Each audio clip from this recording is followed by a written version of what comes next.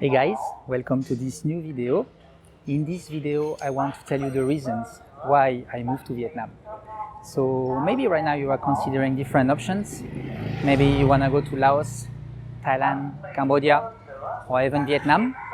And I hope through this video you will get some of the insights, some feedback, some personal experience, so it can help you to know if Vietnam may be a good place to live in. So if you don't know about my journey, you can check in the description. I will put a link to my website. So it's called movetoasia.com, and you will get a bunch of content about different topics regarding to how you can basically move to Asia. So here you can see, so this is my neighborhood. I'm living in Dak Kao, so District 1 in Ho Chi Minh City. I like this place because you have a lot of street seller in the morning, a lot of coffee. So you can get a bowl of bún thịt nướng, bún bò Huế, bánh cuốn, and then you can just get your journey starting quite fast. So yeah, I have some notes here, so I know I won't miss anything. So first, I will tell you a little bit more about how everything starts. At the beginning, I was living in Cambodia for 6 months actually.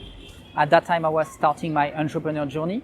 So I didn't have a lot of money, that's why I chose a place with a very affordable cost of living.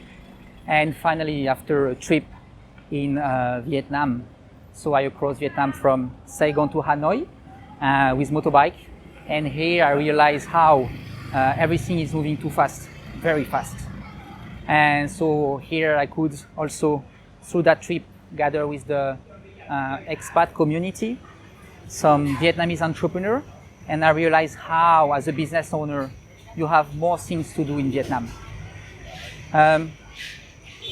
So yeah, more opportunity basically. In Vietnam you have more chance to find a job in different sectors. So if right now you are considering finding a job in Asia, I would definitely recommend more to turn yourself to Vietnam rather than in other countries. Besides that, regarding to the expat community, as I was mentioning, there is a lot of things going on here. You have a lot of people selling online. So if right now you are also being an entrepreneur, want to start your kind of entrepreneur journey, definitely coming to Vietnam will bring you more chance of success, because you can connect more easily with some entrepreneur living here, and it will be way better to kind of scale up your entrepreneur journey. Even, you know, in the DNA of the Vietnamese, you already have this kind of entrepreneur mindset. Everyone is having side businesses. Everyone, after going to the school, is helping the grandparents, is helping some of the family members. I know some people, they are doing freelancing on the side. They are selling fruit on Facebook. And so this is really something you find in Vietnam. And so obviously, when you are an entrepreneur and we are surrounded with those people, it's very easy to connect, and you can get new ideas. You can kind of hire fresh talents for very competitive price, and then finally you can really get started. So be surrounded and be with this entrepreneur and fresh mindset people. I guess is a very pro of Vietnam. Obviously, cost of living. When you come to Vietnam, everything is very cheap. You can rent a place, even in District 1 like that. You can pay $200, $300 per month. The food is very good, and so you can go every day to the restaurant. You don't need to worry too much, so you can really focus on what is important for you. If you come to find a job, I guess within a few months you can find. Maybe the 1 day is still a little bit more tricky, but after, I guess everything will go back to normal. So cost of living, obviously, it's very easy to travel within Vietnam. You have a lot of bus, and even if you just take, I would say, local flights like Vietjet Air, for instance, you can reach any of the big cities in Vietnam for a very, very competitive rate. So obviously, cost of living is another very big pro of living and being an expat in Vietnam. Food, I was mentioning about that.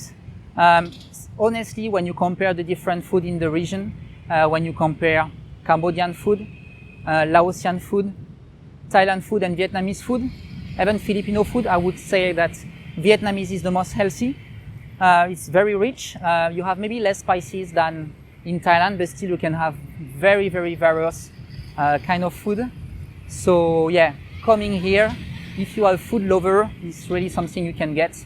And again, when you come to those kind of big cities, if you are like a cheese lover and you absolutely need to have your cheese every week, you can still find French restaurants or places where they have imported stuff, so you can finally buy and still have Western food.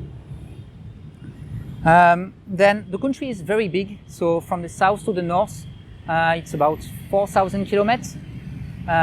So definitely it's a country with a lot of variety. You have a lot of nature in the north. In the south, you have a lot of nature also near Dalat. And if you enjoy swimming, if you enjoy the seacoast, you have a lot of places near Nha Trang, Da Nang, Vung Tau as well. And you have also less crowded, but at the same time nicest area, for instance, near Quy Nhon. Also in the north of Hue, you can have very nice and not so popular place to go. About the maintenance, so I mentioned Dalat. You have a lot of waterfall over there. You have a lot of national parks in Vietnam as well. So if you are a hiking enthusiast, you can find kind of paradise in Vietnam. Regarding to the weather, here it depends where the place where you live, but for instance in the south you will have two different seasons. So right now it starts to be the raining season.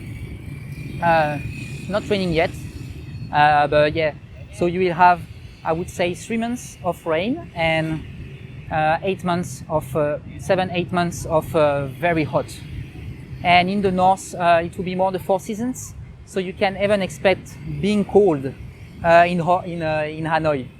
I met some of the expats there 2 weeks ago, and they told me during the winter it's very freezing. So you need really to have like a coat. Maybe it's only 8 degrees, but because it's very humid and raining a lot, you will feel very cold.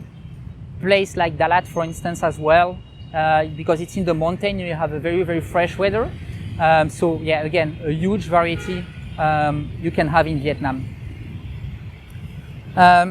Also, because the country has been before a French colony, the funny thing is that you can see everything where you go. You can have some monuments that has been built by the French. You can check, I made another video about Hoi An.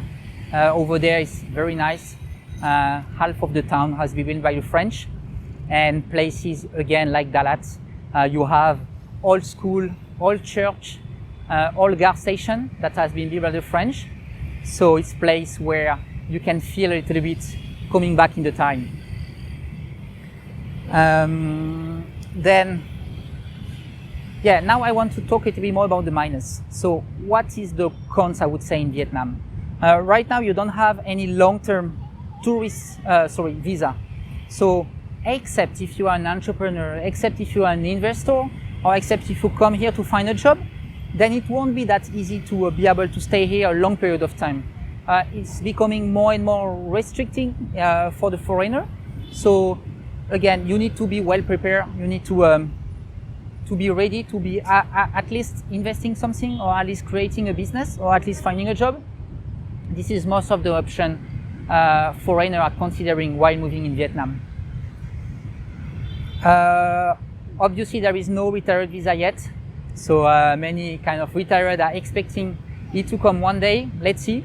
Cannot predict the future, but yeah, if one day there will be a tourist retired visa just like in Cambodia and in Thailand, then definitely I guess many people, retired people, will move to Vietnam.